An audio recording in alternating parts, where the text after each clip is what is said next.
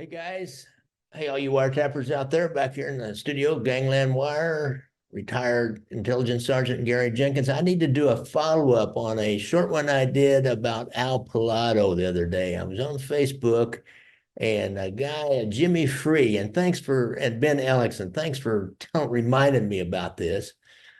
There's a whole nother story about the murder plot on Al Pilotto, the Chicago outfit, Southside crew chief, leader, labor racketeering guy. He had a case pending at that point in time when this happened, and the outfit decided he needed to go. I mean, Al needs to go. Now, when they say you need to go, probably need to go now. Let me tell you about exactly how this whole thing went down. I just brushed across the top of it. It's kind of a fun little story. Uh, Sam Guzzino, whose brother Richard Guzzino was in the foursome with Al Palado. Go back and take a look at that if you haven't seen it. Sam Guzzino was an outfit member, and he was also the former father-in-law of the hitman on this deal, a guy named Daniel Bounds, who was a cab driver. Uh, he had been married to Guzzino's daughter and fathered a child with her. They'd gotten a divorce, but he needed money, I suspect, and Sam Guzzino knew it. Now, Sam Guzzino is probably not the sharpest tool in the toolbox, would you say? Hires this Peckerwood cab driver to do this important hit, and this is a pretty important hit, and you don't want this to go wrong, right? You don't want this to go wrong. But he tells him, hey, I got a job for you, and Bounds reluctantly, according to the court transcript, accepted this assignment. he Sam, and one thing he did, he said, I'll make sure that you get a lot more access to your daughter, his granddaughter. And so that, and I'll pay you some money. And he promised him a down payment of $2,000 plus a weekly amount, which was not said exactly what it was, plus another job, but a business that Sam owned. Now he didn't have to be a cab driver anymore. He can see his kid a little more often, have $2,000 in cash. Not very much money for a murder, if you ask me, but that was the deal. He also said after he got into this, he said, now you understand, now you know a hit's going down. Get this, the other, the hammer, the carrot and the stick. Well, here comes the stick. You know a hit's coming down, and you're not going to be part of it. You're a risk to us, and I can't guarantee that how long you're going to live if knowing this information once we go ahead and carry this out. And Sam told him, he said, I'm going to make millions from it, and we're going to pass this along to you. And we got to do it quick. And first Bounds asked him, well, who's it going to be? And Guzzino said, nah. He said, I'm not telling you just yet. Next day, after Bounds reluctantly agrees, Sam Guzzino and his brother Richard meet at Sam had a cab company, and that's where Bounds had been working. He said he expressed confidence in him, according to the court transcript. He said, I'm too fat to handle this. I'd love to do it. I'd love to hit that guy, but I'm too fat to handle it. And he reassured him of all the benefits he was going to get. Still kept him in the dark about who the target was or where it would take place. Then later on, they were joined by another defendant, a guy named Robert Sieroki, and he was going to be the weapons man. So they all got in Sam's car. They went out to a rural area in Will County, which is adjacent to Cook County on the south side, and they were going to determine if Bounds could shoot. This is basic qualification of the job, right? You can shoot. They get a rifle out, had his telescope on it, had a silencer at the end of it. I mean, these guys they're equipped. This is like James Bond stuff here. So Kratzy took the gun, he fired at his sign, he hit it. Sam said, that's a little bit loud.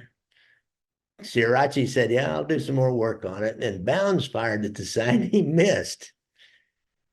And actually, it said when they went and looked at the sign close, the first guy, Srirachi's sign, he said, it might be Siroki, he was right on it, and he merely dented it. He did not even penetrate the sign. So they said they need another gun. They need a better gun.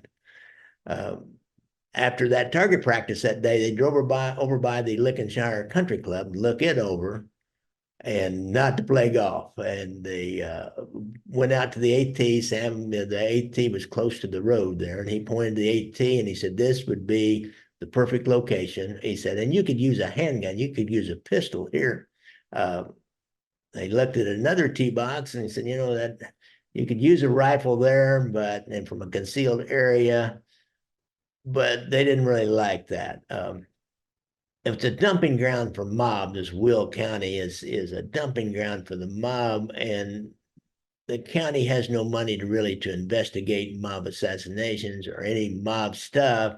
So that's one reason they chose this country club, because it was over in this Will County. It's kind of interesting, all the thought processes that go into these murders. You don't think about all that. This court transcript I found is really detailed. So I drop off, see Rocky. He's gonna go mess with the rifle. Bounds and the two Guzzino brothers walk back to drive back to the country club. And Guzzino says, "I'm going out to Las Vegas for a few days, and you guys keep working on this, work out the details." And one suggestion that Sam had was that our friend Daniel Bounds could use a bicycle to escape after the shooting. He wasn't really enthusiastic about that idea. I don't know. This is kind of like, hey, you can take a bicycle to a hit. That's not the way the big boys do it, is it? I don't think so. Richard Guzzino, the next day, driving his blue Eldorado Cadillac. I mean, every mob guy's got to have an Eldorado, right? Back in these days, the 80s. He picks up Daniel Bounds and he said, "We're going to go buy a bicycle." So they went to a residence. They're driving in the streets in the neighborhoods. They find a sign nailed to a tree that says "bikes for sale." I've seen that. Guy will like, I used to have a neighbor like that. He'll buy old bicycles and fix them up, put a hand-painted sign out front. He's always got a bicycle for sale for pretty cheap. So they go in, they find an old repainted 10-speed bicycle for $20. Buy the bicycle for $20, put it in the trunk, go back, pick up Sam Guzzino, drive out to the eighth tee for a practice bicycle ride to some other rendezvous point. Bounds tried to ride as fast as he can, but the gears and the chain kept slipping and he wasn't good on the bicycle. So Bounds retired the bicycle to his basement to his great relief, I think. He didn't like that bicycle idea. His marksmanship left a lot to be desired, so they drove back out in the country to a dump area in the Will County, suburban or rural area of Will County. Siraki pulls out a .45 caliber pistol and a .357 Magnum revolver and says, "Hey, try this." So they got a sign out there. There was a keep out sign, and Daniel Bounds emptied both guns into the sign and from about 15 feet. And they praised him up, said, "Oh, great, man, you're a great shot with a pistol." Next day, they go back off to the golf course make a definite decision on the location for the shooting. Walk around the AT area, get back in the car. They drive away to see, what kind of traffic's around and where you would go from there. And they decide that they'll let him off. He can hide in the trees, and a good rendezvous point will be at a particular place a few blocks away. Now they drive back to the eighth tee, and Bounds gets practice by running back. There's a bridge close by. He takes practice by running back to this bridge where they're going to rendezvous. You can't make this stuff up, man. Next thing they do is they properly outfit him. They buy him from a Kmart some dark green coveralls and a baseball cap and a knapsack and some kind of special boots. They were going to buy him some kind of special boots. I don't know what kind of boots. Then they didn't want to spend the money, so Sam Guzzino lent Daniel Bounds, or Richard, one of the Guzzino brothers, lent Daniel Bounds his boots, but they were way too big for him. Then Bounds says, "I really need a police scanner so I can follow police activities as I'm doing this." They discussed this, and Sam Guzzino opposed it. And he said, "You don't really need a scanner because he's going to be in the foursome. And after the murder, he'll offer to call the police and the ambulance, but then flounder around and not do it. I mentioned before, what they do, they just run off. Some neighbor lady actually called the police, and then he won't get the police call. So that explains, what he was going to. He had a plan for that, why he didn't call the police. He was going to act like he did and not do it for quite a while. So Bounds was then reassured that there would be plenty of time to get away before anybody called the police. But they did let Bounds get a scanner, but he had to buy it out of his own money. He went to Radio Shack. So he bought a Citizens Band radio because he couldn't find the right kind of scanner. I probably couldn't find a portable scanner. Those Bearcat scanners they were selling back then were usually, they weren't handheld. So the CB radio, you get a walkie-talkie, a CB radio walkie-talkie. So he shows Guzzino and he says, no, that's not what you want. So he goes back in and gets a more powerful CB radio, give it a field test. They can't make it work. Go back and get a refund. I mean, this is like the Marx Brothers, the Keystone Cops of hits, man. So he made all these preparations. This is down in Chicago Heights for you guys, the Chicago Heights guys pick up some videotapes to take to Sam Guzzino. There was his mother's 75th birthday party, kind of mixing a little business and pleasure here, I guess. He shows them on his video cassette recorder to these guys, but here's why they're showing it to him. Al Palado is in there, and he points out and said, that's the guy we want to hit. And Daniel Bounds knew him and knew who he was, and he also knew that his brother was Al Palado's brother was the Chicago Heights chief of police, and he was not too happy about it, but he was in it over his head now. I mean, there's just no way. Sam tried to convince him. He said, look, he said, this Al is 71 years old. He's got a case in Miami. We're afraid he's going to spill some names. Don't worry, it's been blessed. That means that, it's been okayed all the way up to Tony Accardo, I would imagine at the time. So, don't worry. And he goes over additional details, keeps having to kind of buck him up. Bounds was instructed, okay, when Al comes up, the guy you just saw in that video comes up to the tee in the golf cart, hit him as soon as he stops, puts his left foot out on the ground. They must have known he always drove. Of course, Sam was probably riding with him, so he'd make sure he drove. And he said, be careful because I'm going to be with him. I'm going to be with him. And he said, now, if you make any noise, you got to come out fast because he'll take off. So you better come out shooting. But again, if you come out shooting, don't hit me. This is crazy. So they set it up. This is like a Thursday. The next day, Friday, they do a final dress rehearsal before it was going to happen on a Saturday. We always play golf on Saturdays. Guzzino picks up Bounds, drops him off at the 8th tee, hides in the bush. Sam Guzzino rides up in a golf cart. Sam got out of the cart and said loud enough to Bounds to hear, are you there? And Bounds said, yeah. And he said, okay, take off. So he took off running, ran down to the rendezvous point. They timed that. This is like Mission Impossible here. Saturday arrives.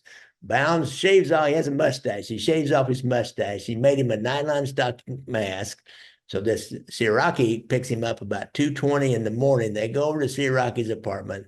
Siraki loads up both the pistols, the 45 and the 357, wipes them down, wipes the ammunition down, makes sure there's no fingerprints on them, gives him a pair of gloves, which are way too big, which means it's really hard to get your finger in the trigger. I'm telling you, these guys, if anybody wants to come and hit me, I hope it's these guys. So Sam stops by and says, okay, everything's a go. It's about 5 o'clock in the mornings, and they're going to be teeing off at 6 a.m. That's an early tee time, man. You only do those in the summertime. They must have got the first tee time of the day, which is kind of hard to do. Usually got a bunch of old guys. Maybe Guzzino played there all the time, so he always had that first tee time. Bounds has got a scanner by now in his backpack that he's wearing, and they head out about 8 o'clock. They were going to be at the course by 8:30, and of course, if you tee off at 6, it's going to take you a little over 2 hours to get to the 8th and 9th tees. It depends on how fast you play. Of course, Sam's kind of running the things, and he can slow down and speed up as they go. Daniel Bounds gets in the bushes. Pretty soon he sees a golf cart coming up. He recognizes Palado. He recognizes who's with him, and actually Sam wasn't going to be with him. Sam wasn't going to sit in the end. Sam didn't sit in the golf cart with him. He had this other guy, Nicholas Fushi, sit in who didn't know anything about the deal. They had another guy I think I mentioned this before, Rudy Bamonte, and he was in Sam's golf cart, and they were all played at this club, been playing there regular for 4 or 5 years. So they get up to the 8th tee. Palado gets out. He tees off. He hits his tee shot, greatest tee shot ever. I was just kidding before, but I don't know if it was or not. Walks back while the others get up and start hitting their balls. Bounds, where is he? Sam, they're like going, hey, Bounds hears Sam say, go ahead and shoot. Assuming Sam was talking to him and not just telling Sam's golfing partners to tee off. That's what he was doing. He's telling somebody else, go ahead and shoot. Bounds comes out, shoots from a distance, hits Pilotto in the shoulder, gets up and walks out back into the bushes. Pilotto fell down, hold his hands up and pleads to him not to shoot again, but he'd already shot him 3 times at close range. Fushi has run off the other way and is hiding behind a tree. Bounds turns to leave, has another miss or fires again, almost hits himself in the foot, and he takes off running, left his knapsack there, gets to the rendezvous point, and Siaraki is not there. They put their golf towels on Pilotto, load him in the golf cart, and then they drive around a little bit and act like they're trying to find a phone, which they can't for a while. But like I said, some neighbor went ahead and called that in. So that's the story that day of when they hit Al Palado. That's a heck of a story. And then the gang that couldn't shoot straight, the Marx Brothers do a hit in Chicago. A lot of other Chicago outfits have gone down a lot smoother than that. Just go check out the Family Secrets trial and hear Nicholas Calabrese talk about the hits that they do. I know I heard his nephew talking about, and he told me, I think in the podcast interview I did with him with the Calabrese Jr., Frank Calabrese Jr. He said, we like we call it lay on a guy. We'll lay on a guy for a month or weeks. And then, like he said, he's hidden in a refrigerator box. That's a pretty good scam. Get a big refrigerator box, set it out on the street, and you can get in it, and you can be really up close, and usually nobody will mess with it, and then it's gone the next day. Usually sneak out later. So they're pretty inventive in Chicago, but these guys on the South Side, Sam Guzzino was not. So thanks a lot, guys. It's just one more of the stories, the 7 million stories in the naked city of Chicago. And I really have fun with this story here. It is a good one. Don't forget, I like to ride motorcycles, so watch out for motorcycles when you're out there. And if you have a problem with PTSD, be sure and go to the website that the VA has and get that hotline number. And hand in hand with PTSD is drug and alcohol addiction. You don't have to be in the VA to get hold of our friend Anthony Ruggiano. I lose my mind sometimes. Anthony Ruggiano, and get his hotline number on his website or his YouTube page. He's a drug and alcohol counselor himself down in Florida.